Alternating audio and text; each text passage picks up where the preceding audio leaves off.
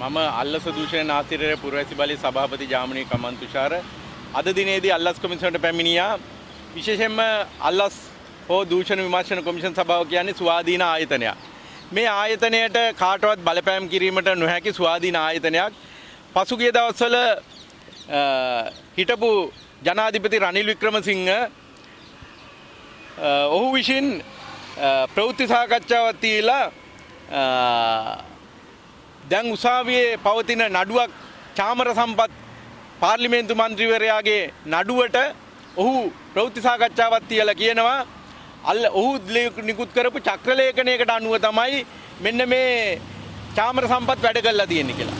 විශේෂයෙන්ම කියන්න ඕන අල්ලස් කොමිසමේ පරීක්ෂණ යන අධිකරණයේ දැන් නඩුවක් හබ වෙන මෙහි අල්ලස් දූෂණ විරෝධී පනතේ 2023 අංක 9 පනතේ 118 වගන්ති අනුව කොමිෂන් සභාවේ අධිකාරියට එරෙහිව හෝ ඊට අගෞරව වන පරිදි සිදු කරන ලද සෑම අපහාස කිරීමේ වරදක් සඳහාම ශ්‍රේෂ්ඨාධිකරණය මගින් එහි අධිකාරියට එරෙහි හෝ ඊට හෝ අගෞරව වන පරිදි සිදු කරන ලද අපහාස කිරීම වරදක් මෙන් දඬුවම් කරනු ලැබිය යුතු අතර එකී සෑම වරදක්ම නඩු විභාග කිරීම සඳහා වන අධිකරණ බලය මෙයින් ශ්‍රේෂ්ඨාධිකරණය සතු වන්නේ කියලා තියෙනවා.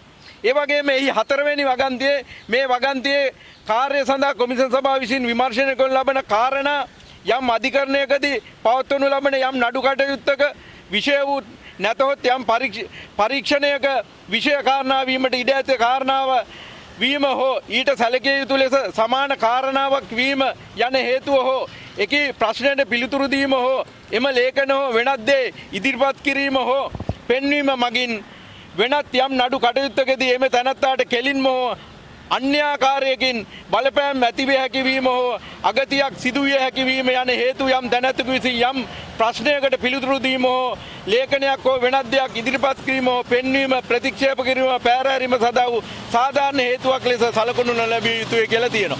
එතකොට මේ 2023 අංක 9 අල්ලස් පනතට අනුව රනිල් වික්‍රමසිංහ මෙන්න මේ අල්ලස් කොමිසමට අන්‍යාකාරයෙන් බලපෑමක් කිරීම සහ අපහාස කිරීමක් සිදු කරලා තියෙනවා.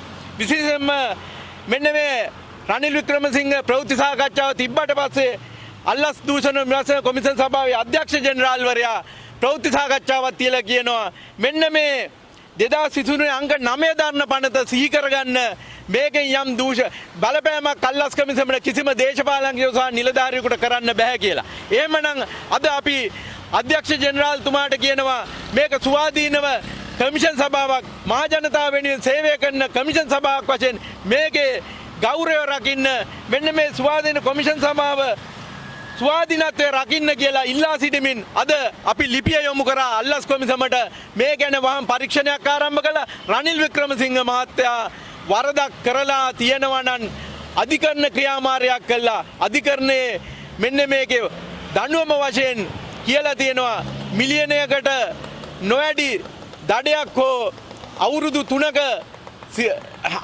දඬුවමකට යොමු කරන්න පුළුවන් නැත්නම් දෙකම කරන්න පුළුවන් කියලා තියෙනවා. එම නිසා අද අපි අල්ලස් කොමිසමට මේ පැමිණිල්ලෙන් බලාපොරොත්තු වෙන්නේ ස්වාධීන ආයතනයක් තවත් ස්වාධීනව කටයුතු කිරීම සඳහා මෙන්න මේක නීතිය ක්‍රියාත්මක කළා තරාතිරම නොලබලා මේ නීතිය ක්‍රියාත්මක කළා මොහුට එරෙහිව නීතිය ක්‍රියාත්මක කළා දඬුවම් ලබා දෙන්න කියලා අල්ලස් කොමිසමට කියා සිටිනවා.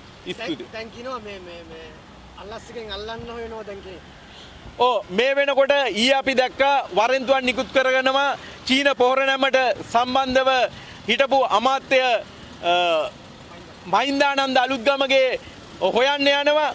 අපි තොරතුරු අනුව ඔහු දැන් සැඟවී සිටිනවා. අල්ලස් කොමිසම මේ වෙනකොටත් ඔහුව බලන්න හොයන්න යනවා කියලා ආරංචියක් තියෙනවා.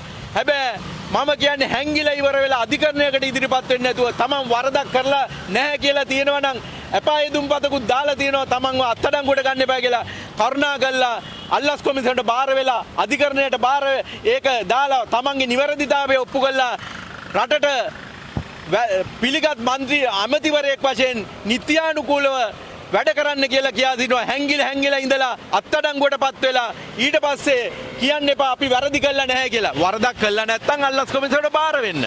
ඇයි හැංගෙන්නේ කියලා අපි අල්ලස් කොමිසමට කියනවා. රටේ බුද්ධ්‍යාංශය දිනුනොයි මේ ඇමතිවරු මන්ත්‍රීවරු ඉන්න තැන් හොයාගන්න හරි ලේසි. කරුණාකරලා ස්වාධීනව ඌව හැකියක්මනින් අත්අඩංගුවට අරන් අධිකරණයට ඉදිරිපත් කරන්නයි කියලා.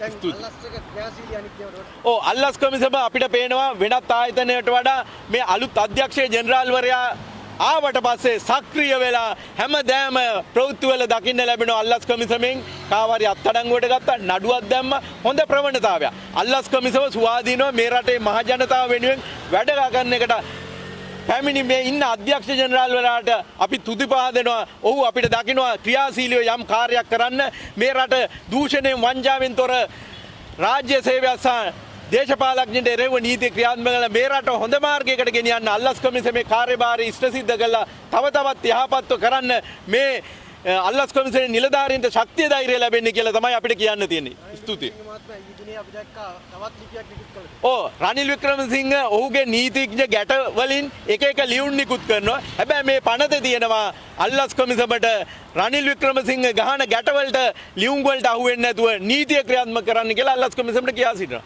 ස්තුතියි.